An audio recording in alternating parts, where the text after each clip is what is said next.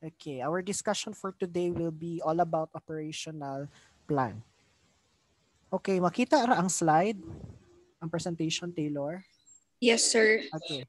Now, actually, Taylor, we will only have three remaining discussions for the second semester. The operational or production plan. Next will be the organizational plan. And lastly, we will have our financial plan. Now, we will discuss these three week per week. So today will be operational and production plan. Next meeting will be organizational plan. Then next week will be the financial plan. So we will discuss diretso ang tulo ka topics so that after those, makakoncentrate na mo sa inyong papers and also you can concentrate with your final defense. Since this will be your last requirement for this subject, you will have your final defense sa inyong business plan. Okay? So, again, our discussion will be production or operational plan. Now, for our objectives, before I start, wala na-mute, okay.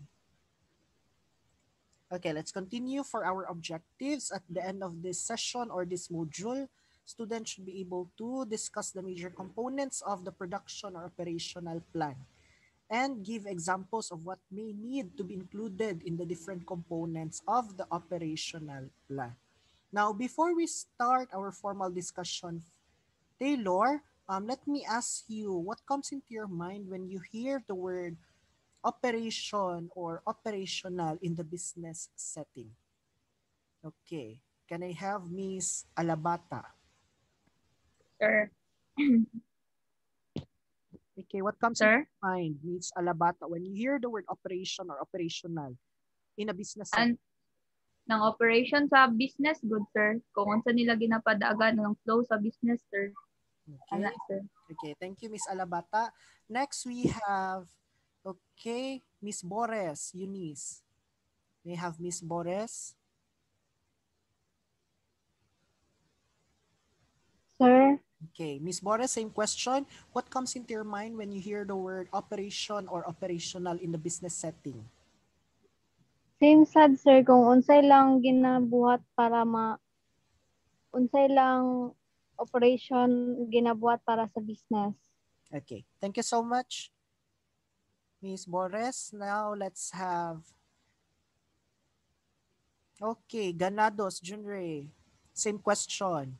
What comes into your mind when you hear the word operation or operational in the business setting? Operational plan, ano sir, kanang how they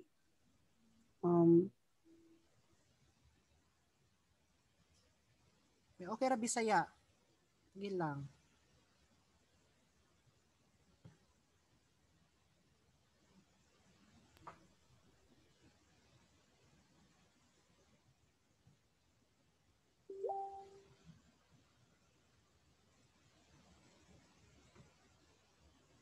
Ay, okay, nawala dahil si ano. Nawala dahil si Junrei. Sige, sige. Continue ta, okay? So, the answer of Miss Bores and Miss Alabata are actually correct. So, basically, the operational or production plan talks about the process of um, the daily operations, the process of the products and services, how we will manufacture the products or service, or how will we render our service. Now, in a business, yes, there are products and service, but syempre, ginabuhat man gud na siya. Aside from merchandising business, kay it's buy and sell, paliton ang product sa other suppliers, then ibaligya ninyo. But for manufacturing service, for manufacturing businesses, or maski food service lang siya, simple food service, buhaton man jud ang product bago ibaligya.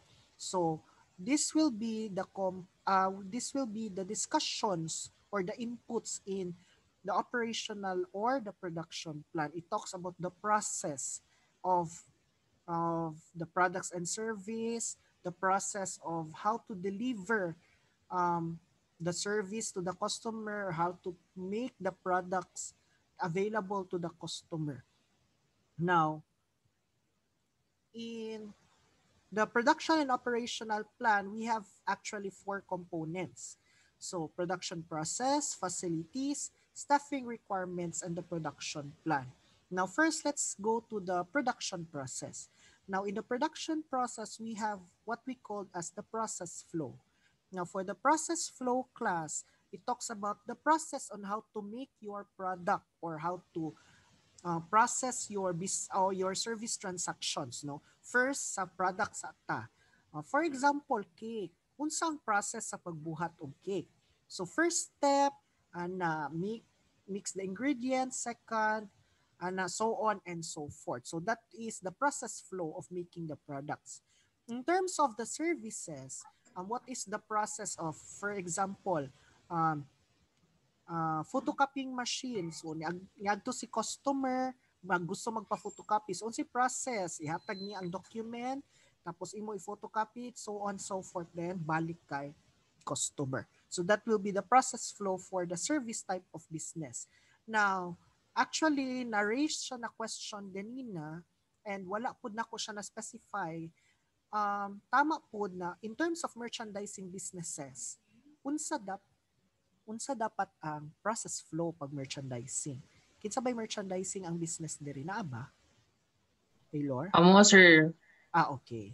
So, ang merchandising type of business manggod, ang process flow na mahitabuan na is the process gikan sa pagkuha sa raw materials or sa supplies gikan sa suppliers hantod maabot sa inyo ha.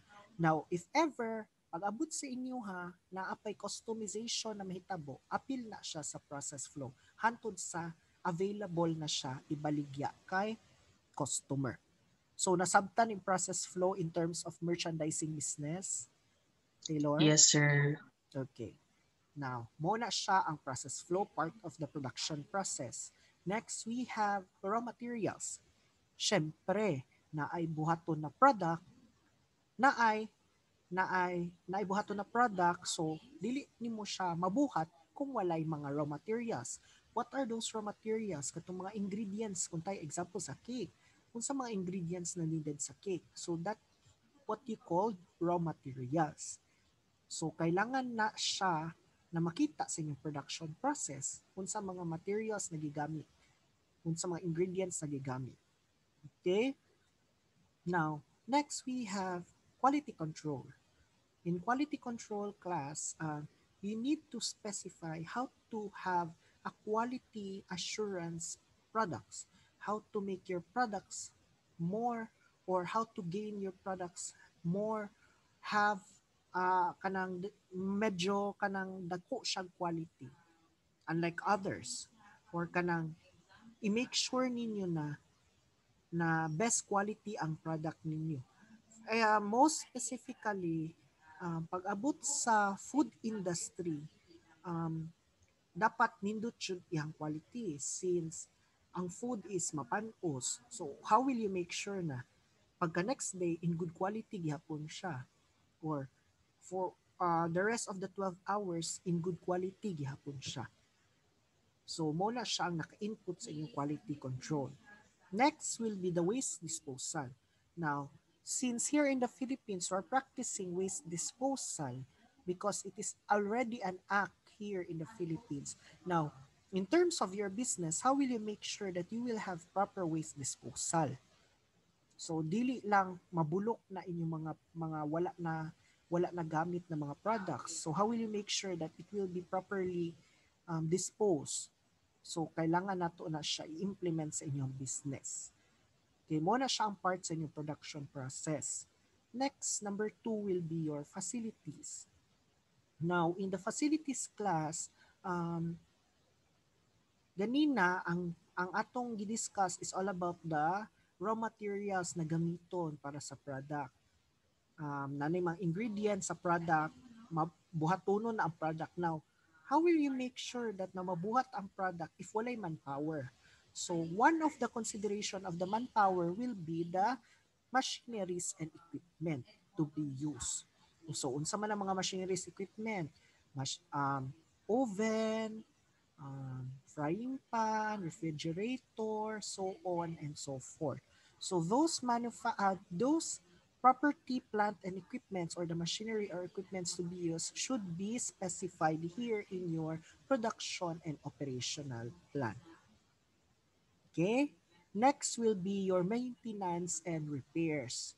Okay, in maintenance and repairs class, you need also to specify, excuse me, you need also to specify class na um, if ever maguba jud or kanang magka-damage inyong machineries or equipments, asa mo magpaayo kinsa inyuhan, kinsa ang mag-maintain sa inyuhang products and kinsa mag-maintain sa inyong machinery and equipment, o when mo nagapa-maintain sa inyuhang machinery and equipment, monthly, quarterly, yearly, so on and so forth.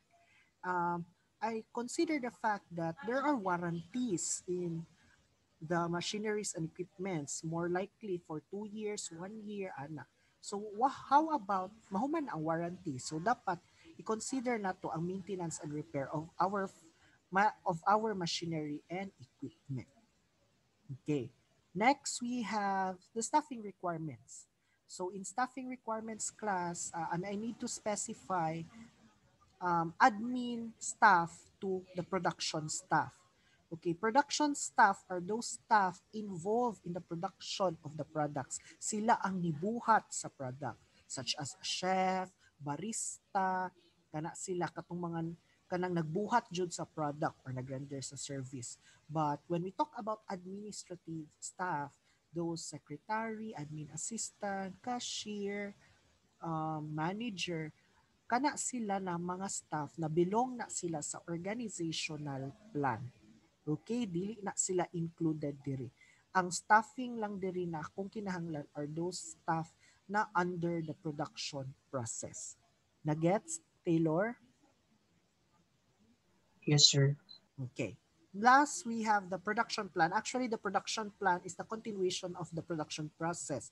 So production volume, cost of raw materials na naa sa taas, labor cost, which is the staffing requirements, and other overhead expenses na i-consider upon the operation of the business.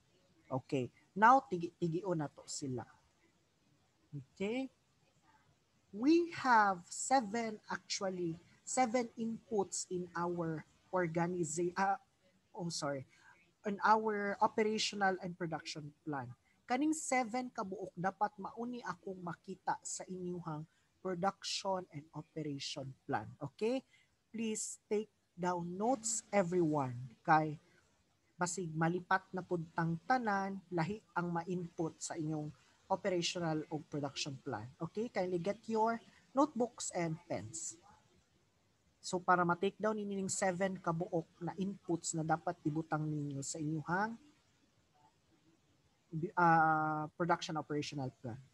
Okay, do you have your pens and papers there? Yes, sir. You can have pwede sa cellphone, reminders or kanang notepad. Okay, first, number 1, we will have the process flow.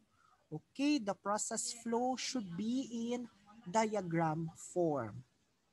Okay, na-discuss na nako ganiya unsa ang input sa process flow. So the process in making your products, in rendering your service, or kung sa merchandising business, from the supplier gikan sa inyo hantod kay customer. So pinadiagram iyahang style. Nasabtan si process flow, Taylor. Yes, sir. Okay, that's number 1. Next, number 2, we will have the raw materials. Okay, the raw materials will be in a table format in ani iyahang gawas for the raw materials. Now, we will not differentiate direct materials to indirect materials. Why?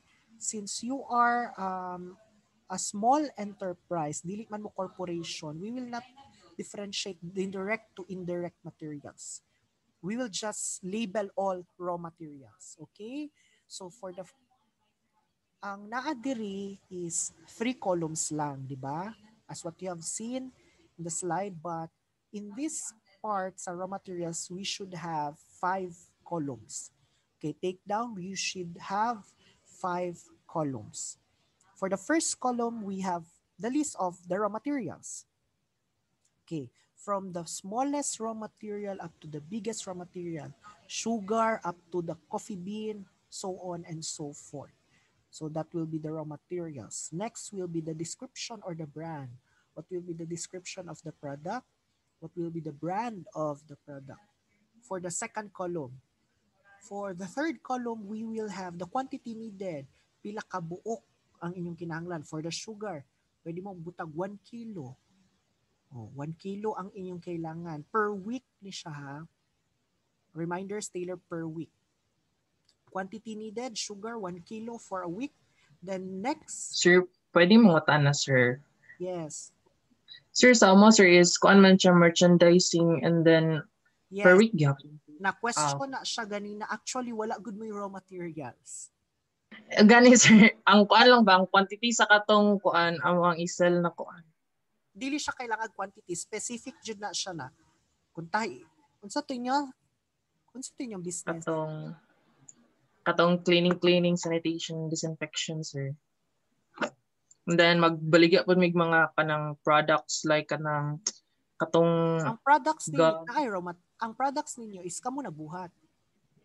Kuan, sir, dili kanang murag kami ang mag-initiate sa katong amo ang sanitation and Pero disinfection. gipalit na ninyo ang products. Oh, yes, sir. Dili ka While ang mo- katong products is among gipalit. Okay. Kato lang, specify lang to, products lang, tapos quantity per week, pila ang inyong, dili siya quantity needed siya, pero ang labas niya, mura siya inventory ninyo. So sa isa ka week, Gani, sir. ana inyong paliton.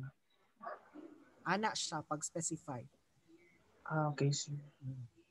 Okay? Again, raw materials, first column, second column, description or the brand. Third column will be the quantity needed. Fourth column will be the unit per price. Price per unit rather. So, sa isa, for example, 1 kilo sugar, tagpila man ang 1 kilo sugar kana. So, the last column, the fifth column will be the total price or the total cost. Okay, again, for the raw materials, we will have 5 columns. Raw materials, first column. Second will be the description or the brand. Third column will be the quantity needed.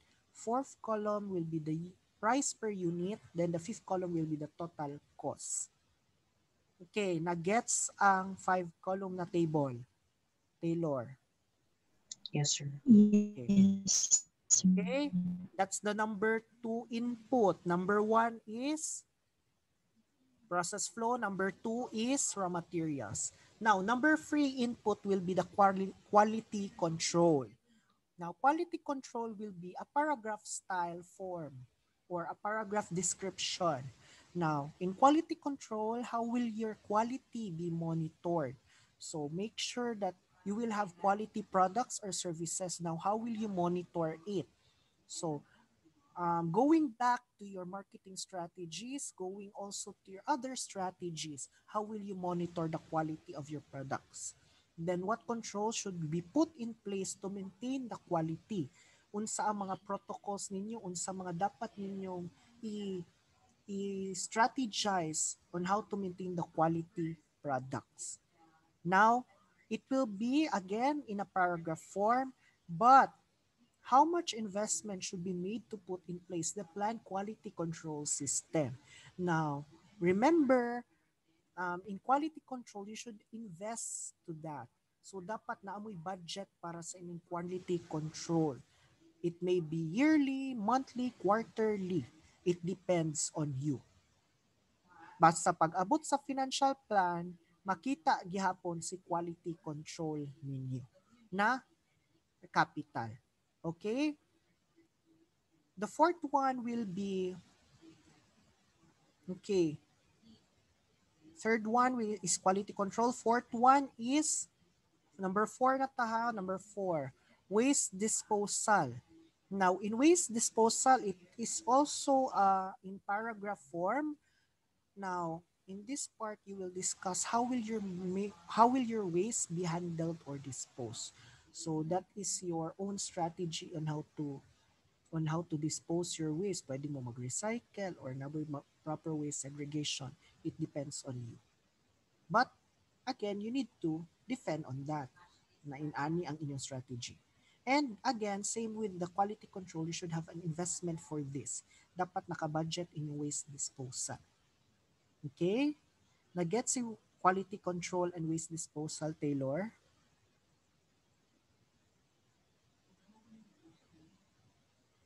Taylor? Yes, sir. Now, okay, let's go to number 5. Let's have, okay, diretso ta diri. Number 5 will be the equipment and other fixed assets. So same with the raw materials ganiya kani equipment and machineries.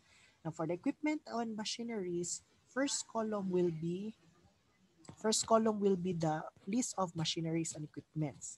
So frying pan, refrigerator, oven, toaster, so on and so forth. Kana sila mga list. Then next will be the suppliers. Kinsa inyong suppliers ana. So for example, refrigerator. So your refrigerator is, inyong supplier is dito mo sa M4 Bahada. So ibutang na ninyo. Specific jud na M4 ha, kay daghan kay M4 sa Pilipinas.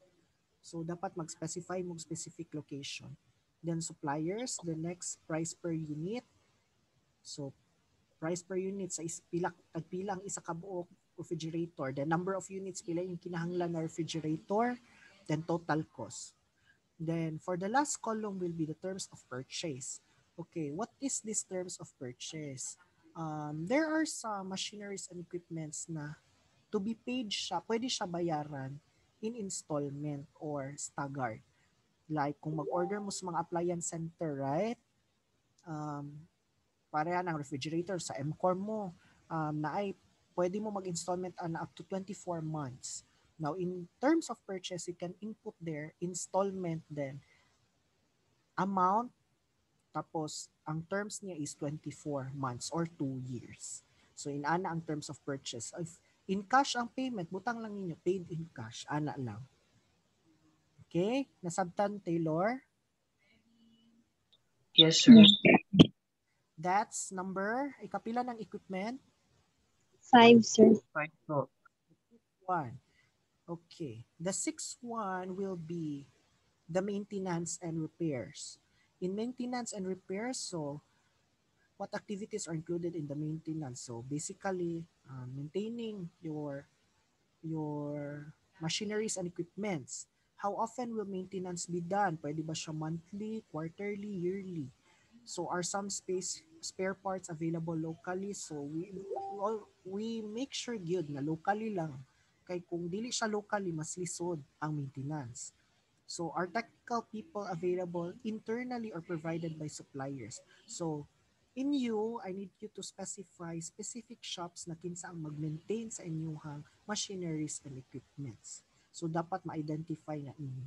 And lastly, same with the quality control and waste disposal, what are the costs of maintenance and repairs? Okay? So, if monthly siya, pila inyong bayad monthly. If quarterly, pila yung bayad quarterly. Ano? Okay, Sir, nakakuan gyapon ni sir, naka-paragraph gyapon ni sir. yes, you can have enough paragraph form. Okay. Okay, sir. Okay. That's number 6. And the last will be the staffing requirements. So, balikon ako ang staffing requirements. This staff or this staff involves only to the production of the products, not included ang mga admin staff ani. Okay, so involved lang sa production. Now, you will specify the position, for example, chef. Now, chef, what is his or her work? Then, the salary. Okay, the salary, research about the salary of each employee in terms of the rate here in Davao City. Kay, dili pare-parehag rate ang kada city. Dili parehag rate ang Davao, Cebu, ug Manila. O also, in terms of overtime, hourly rate, daily rate, kana sila. And the benefits as well, mga SSS, Pag-ibig, PhilHealth, dapat makonsider na dira. You can have it in a table type. Okay? Get si staffing requirements. Taylor? Yes, sir. Okay. So that's the 7th one. Actually, that's it. Any questions, Taylor?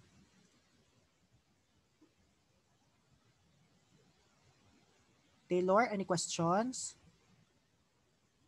Sir, katong nabanggit nimo sir ba na local sir, ang among na-research ba ya sir as based sa imuhang kuan gud sir katong title defense pa lang as based sa imuhang kuan sir kay mostly kuan man gud sir kanang nasa overseas okay ra na sir?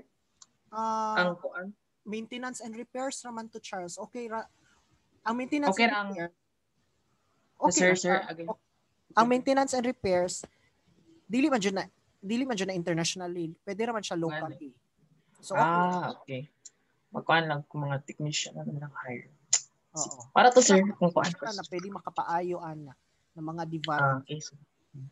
Okay, Thank you any more po. questions?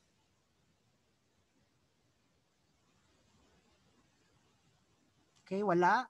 Okay, the deadline for the production operational plan will be on March 9, 2021.